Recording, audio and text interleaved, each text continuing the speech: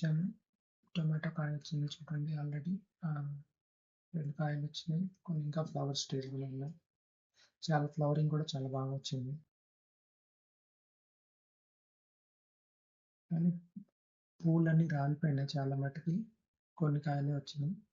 ఈ టొమాటో ప్లాంట్‌లో touch me not plant ఉంది. చాలా మందికి తెలుసో తెలియదో ఈ టచ్ మీ నాట్ ప్లాంట్ మనం పట్టుకుంటే ఆకులు ముడుచుకుపోతాయి. ఈ పాట్‌లో గ్రో అయిందది. మా పాప పట్టుకుంటానికి ట్రై చేస్తా ఉందది. సో చూస్తారా ఆకులు ఎలా ముడుచుకుపోతున్నాయో. కొద్దిసేపటి తర్వాత మళ్ళీ ఓపెన్ అయిపోతాయి. ఒక 5 నిమిషాల తర్వాత మళ్ళీ ఓపెన్ అవుతాయి. వీటితో పాటు కొన్ని మొక్కలు తీసుకొచ్చాం ఆల్రెడీ ఇక్కడ. మ్యాంగో ట్రీ ఒకటి, తర్వాత మన జామున్ ట్రీ, జాక్ ఫ్రూట్ కొన్ని తీసుకొచ్చాం, జాక్ ఫ్రూట్ ట్రీస్.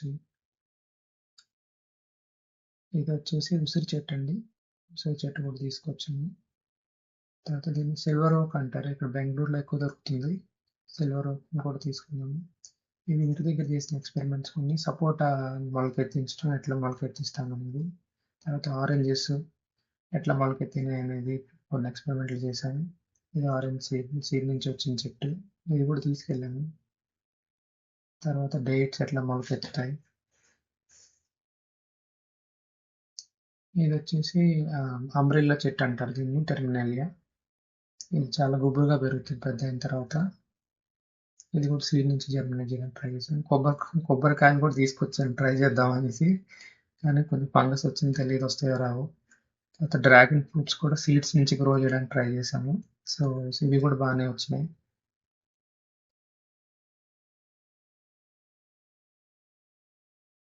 తర్వాత బొప్పాయి చెట్లు.